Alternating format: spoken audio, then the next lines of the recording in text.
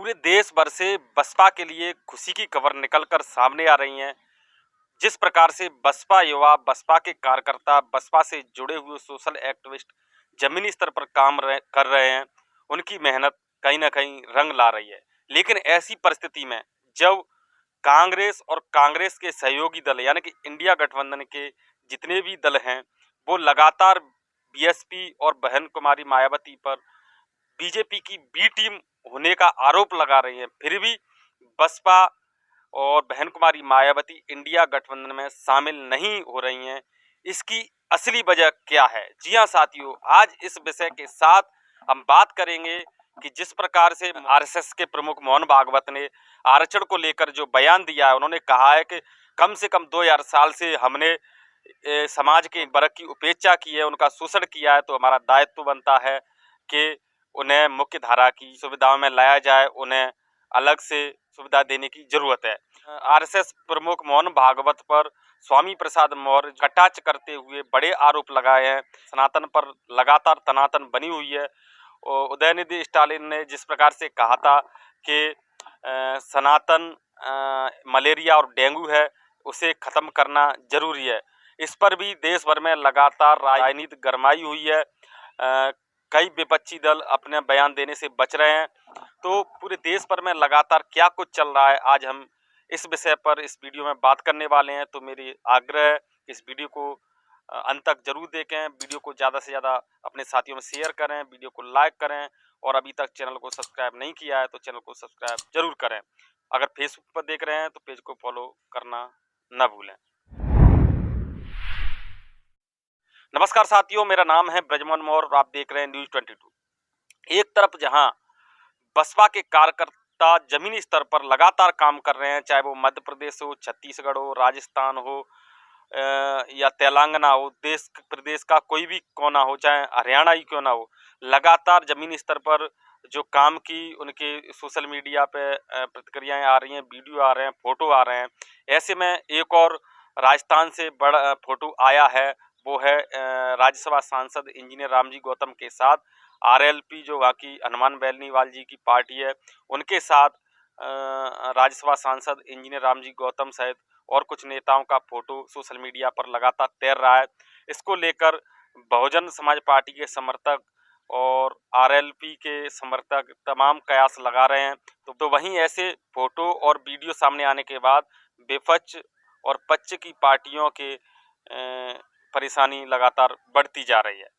साथियों, ये फोटो है जो राजस्थान में इंजीनियर रामजी गौतम ने हनुमान बेनीवाल से मुलाकात की है या हनुमान बेनीवाल ने रामजी गौतम से मुलाकात की है। तो कहीं ना कहीं ऐसा फोटो पे कई प्रकार के कमेंट लोग अपना सुझाव दे रहे हैं कि हनुमान बेनीवाल से बसपा को गठबंधन कर लेना चाहिए, ये बहुजन समाज के लिए हित में होगा। तो वहीं दूसरी तरफ जिस प्रकार से बसपा जमीनी स्तर पर काम कर रही है, तो कई जो सोशल मीडिया अकाउंट हैं, कई बहुजन यूट्यूबर हैं, फेसबुक पर लगातार विश्लेषण डाल रहे हैं। हम भी विश्लेषण लगातार पिछले कई दिनों से, महीने से बसपा के लिए जो बसपा का कैसा रवैया है, काम करने की कैसा तरीका है, उसका विश्लेषण जब करते हैं, क्या नफ़ा नुकसान है, तो उस पर कुछ अधिकतर जो कमेंट आते हैं, जो सुझाव आते हैं, वो बहन जी के प्रति सकारात्मक होते हैं और बहन जी की जो निर्णय से सहमत हैं कि बहन जी ने सही फैसला लिया है।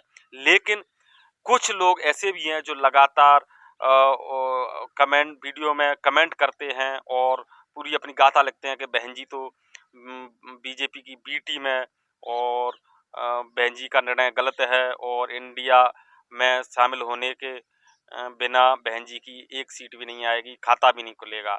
तो मैं ऐसे लोगों से कहना चाहूँगा, क्योंकि मैं ये बात क्यों कह रहा हूँ, मैंने जब इनका जो कमेंट करते हैं, जब उनको देखते हैं यूजर ने, तो ये लोग कुछ विशेष पार्टी और विशेष जाति के लोग हैं जो लगातार बहन जी और बसपा को टारगेट कर रहे हैं, क्योंकि इनका काम ही ये है। लेकिन एक बात और बता दूं, जो बहुजन समाज के युवा हैं, बहुजन समाज के कार्यकर्ता हैं, बहुजन समाज के लोग हैं, चाहे वो आदिवासी समाज के हों, पिछड़े वर्ग समाज के हों, दलित समाज के हों, मुस्लिम समाज के हों, घबराने की जरूरत नहीं है। बसपा का माहौल काफ़ी अच्छा है। इस बात का अंदाजा आप इसी से लगा सकते हैं कि इस टाइम पे अगर यूट्यूब पर कुछ ट्रेंड में चल रहा है तो बसपा की खबरें चल रही हैं। बसपा की खबरों को अब आप अनुमान लगा सकते हैं कि अगर देश के लोगों में बसपा और बहन जी की खबरों को देखने के लिए इतनी दिलचस्पी है तो फिर बसपा सुप्रीमो बहन कुमारी मायावती को प्रधानमंत्री के रूप में देखने की दिलचस्पी क्यों नहीं होगी। इसी बात का डर कांग्रेस और बीजेपी को है, इंडिया और एनडीए गठबंधन को है। इसीलिए लगातार कांग्रेस के और एनडीए के लोग बहन जी को बदनाम करने की कोशिश कर रहे हैं और बहुजन समाज को गुमराह करने की कोशिश कर रहे हैं कि ये बहन जी इंडिया गठबंधन में शामिल हुए बिना खाता भी नहीं खोल पाएंगे। ये बिल्कुल अफवाह है, इसमें कोई तथ्य नहीं है, ये बिल्कुल गलत है सरासर। क्योंकि जिस प्रकार से जो बहुजन समाज के लोग हैं, बहुजन समाज के कार्यकर्ता हैं, उनका पूर्ण समर्थन है बहन जी के लिए कि बहन जी ने फैसला सही लिया है। तो फिर सवाल ये उठता है कि आखिर ये कौन लोग हैं जो इस प्रकार के कमेंट करते हैं। तो मैं पहले भी बता चुका हूँ, एक बात और बता दूं कि ये एक खास पार्टी से जुड़े हुए लोग हैं, खास समाज के खास जाति से ताल्लुक रखने वाले लोग हैं। ये वो लोग हैं जो दलित आदिवासी बहुजनों को, पिछड़े वर्ग को कभी बराबरी पर नहीं देखना चाहते हैं, इनको सम्मान नहीं देना चाहते हैं। एक तरफ ये कांग्रेस वाले कहते हैं, कांग्रेस गठबंधन इंडिया गठबंधन के लोग कहते हैं कि बहन जी इंडिया गठबंधन में शामिल नहीं हो रही, तो वहीं इनके दूसरी तरफ इनके नेता कहते हैं कि बहन जी का तो अस्तित्व खत्म हो गया, उनकी क्या जरूरत, उन्होंने तो हमें न्योता ही नहीं दिया। लेकिन साथियों आपको बता दूं, जो लोग ये कहते हैं कि कांग्रेस बहन जी बीजेपी की बी टीम है, इनको शर्म आना चाहिए, चुल्लू भर पानी में मर जाना चाहिए। ये किस मुंह से कहते हैं कि बहन जी बीजेपी की बी टीम है? क्योंकि अभी जो मैं जब फैक्ट पे जाएंगे तो ये सामने नहीं आएंगे। 2004 से लेकर 2014 तक जब यूपीए की सरकार रहती है तो बहन जी बिना किसी शर्त के, बिना कोई मंत्री पद लिए कांग्रेस को समर्थन देती हैं बाहर से। तब ये कांग्रेस वाले, ये इंडिया गठबंधन के जितने भी दल हैं, तब नहीं कहते हैं कि बहन जी बीजेपी की बी टीम है। जब बहन जी राजस्थान, मध्य प्रदेश और कर्नाटक में कांग्रेस को समर्थन देती हैं, राजस्थान मध्य प्रदेश में बिना शर्त के समर्थन देती हैं, तब इन कांग्रेसियों को, इन कांग्रेसी दलों को तब नहीं लगता कि बहन जी बीजेपी की टीम है। तो साथियों समझना बहुजन समाज को है, बहुजन समाज के युवाओं को है खास करके, क्योंकि ये युवा ही इस देश का भविष्य है और यही तय करेंगे कि आने वाली राजनीति का भविष्य क्या होगा। तो ये लगातार ये अफवाह और ये षड्यंत्र रच रहे हैं, क्योंकि अगर बहन जी बीजेपी की बी टीम होती, अगर बहन जी सीबीआई, ईडी और तमाम जांच एजेंसियों से डरती तो ये खुल करके कांग्रेस को समर्थन नहीं देती। आप बहुजन समाज के युवाओं तर्कशील हो, आप पढ़े लिखे हो, आप समझदार हैं, आपको समझने की जरूरत है। ये लोग तो आपको गुमराह करेंगे, आपके सामने 100 षड्यंत्र रचेंगे, लेकिन इनके षड्यंत्र में नहीं आना है। क्यों? क्योंकि अगर बहन जी बीजेपी की बी टीम होती तो कभी बसपा को कांग्रेस को बिना शर्त के समर्थन नहीं देती। इनसे जब आपसे कोई नेता कहें कि बहन जी बीजेपी की बी टीम है, तो उनसे मैं कहता हूं कि ये सवाल जरूर करना कि जब आपको समर्थन दिया तब ये जांच एजेंसियों का डर कहाँ गया, तब बीजेपी की बी टीम क्यों नहीं थी? तो ये अफवाह फैलाना बंद करो। और मैं दावे के साथ कहता हूं, जब आप ऐसे सवाल करोगे तो ये आपके सामने से भागे भागे नजर आएंगे। ये 2 पैसे के और जो 2 रुपए में जो ट्रोल आर्मी है, 2 रुपए में ट्वीट पर ये भाड़े के लोग हैं, ये आपके सामने आपसे आपका सामना भी नहीं कर पाएंगे। तो वहीं अब ऐसे वक्त में बसपा पदाधिकारी, बसपा कार्यकर्ताओं और खास करके बहुजन समाज को तब और सचेत रहने की जरूरत है, अलर्ट रहने की जरूरत है कि आपने देखा होगा कि जब उन्हें दिन स्टालिन ने कहा कि सनातन तो मलेरिया और डेंगू है, इसे खत्म करना जरूरी है। साथियों मैं आपको बता दूं, ये मनवादी लोग की, मनवादी पार्टियों की साजिश है, इंडिया गठबंधन की भी साजिश हो सकती है, क्योंकि ये जख्मों को हरा करते हैं। ये जानते हैं अच्छे तरीके से वोटों का ध्रुवीकरण कैसे किया जा सकता है, क्योंकि हर कोई जानता है कि बहन जी बौद्धिस्ट हैं, बहन जी अम्बेडकरवादी हैं, बहन जी हिंदू धर्म को फॉलो नहीं करती हैं।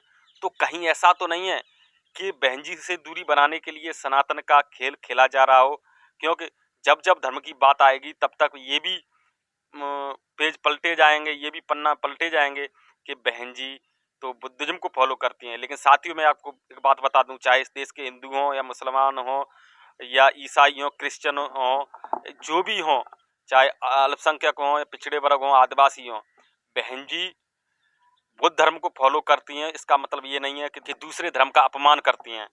बहन जी हमेशा संविधान पर विश्वास रखती हैं, संविधान को ध्यान में रखते हुए ही कोई निर्णय लेती हैं। अभी कल ही के दिन उन्होंने जन्माष्टमी पर देशवासियों को शुभकामनाएं दी। केवल शुभकामनाएं नहीं दी, देश भर के और तमाम नेताओं को भी आईना दिखाया कि जो लोग नफरत फैलाते हैं उन्हें भी एक दूसरे के त्योहार, एक दूसरे के धर्म का सम्मान करना चाहिए, और यही हमारे देश का संविधान सिखाता है। अब बात करते हैं कि मोहन भागवत ने क्यों कहा कि आखिर हमने 2000 साल से इनके लोगों का शोषण किया है, इसलिए इन्हें विशेष सुविधाओं की ज़रूरत है। बात तो बिल्कुल सही है, लेकिन चुनाव के टाइम पर इस प्रकार का बयान आना कोई सामान्य बात तो नहीं है। कहीं न कहीं इसके पीछे कोई बड़ा कारण ज़रूर हो सकता है। तो इस पर सपा महासचिव स्वामी प्रसाद मौर्य ने कहा कि अगर यही बात हम कहते तो हमें जेल में डाल दिया जाता, हमारी जीभ काटने की बात की होती, हमारी हत्या करने की बात की होती। तो समझ में नहीं आ रहा कि क्या मतलब कोई नेता जो असंभव है वो भी बयान देने जा रहा है। कहीं न कहीं मैं अगर अपनी व्यक्तिगत राय दूँ तो ये केवल दलितों, बहुजनों को गुमराह करने के लिए, उनका हितैषी का बनने का दिखावा करने के लिए ऐसी बात कही जा रही हैं, और इनकी कथनी करनी बिल्कुल अलग है। क्योंकि जिस प्रकार से आरएसएस प्रमुख मोहन भागवत ये बात कह रहे हैं, तो ये भाषण के अलावा, जैसा कि स्वामी प्रसाद मौर्य ने भी कहा है, मैं भी ये कह रहा हूँ, ये भाषण देने की अपेक्षा जो बीजेपी शासित प्रदेश हैं और केंद्र की मोदी सरकार है, उनसे ये सलाह देती तो कहीं न कहीं दलित, आदिवासी शोषितों को इसका फायदा जरूर मिलता, उनका शोषण, अत्याचार रुकता। तो साथियों, ये थी आज की जो मुख्य खबरें, देश भर में क्या कुछ चल रहा है, राजनीतिक रूप से कौन क्या कह रहा है। लेकिन मेरा भी आपसे आग्रह है कि जो बहुजन समाज के लोग हैं, खास करके उन्हें सचेत रहने की ज़रूरत है। चुनावी माहौल है, कोई भी नेता बिना किसी साजिश के, बिना किसी मतलब के कोई इतनी सहजता से ऐसे बयान दलित, आदिवासी के हित में तो नहीं देगा। तो सतर्क बने रहिए और आप देखते रहिए न्यूज़ 22। इस विश्लेषण पर आपकी क्या राय है, क्या सुझाव हैं, हमें कमेंट करके ज़रूर बताएं। वीडियो को ज़्यादा से ज़्यादा लाइक करें, अपने साथियों में शेयर करें। चैनल अभी तक सब्सक्राइब नहीं किया तो चैनल को सब्सक्राइब करना न भूलें। नमस्कार, जय भीम, जय भारत, जय संविधान।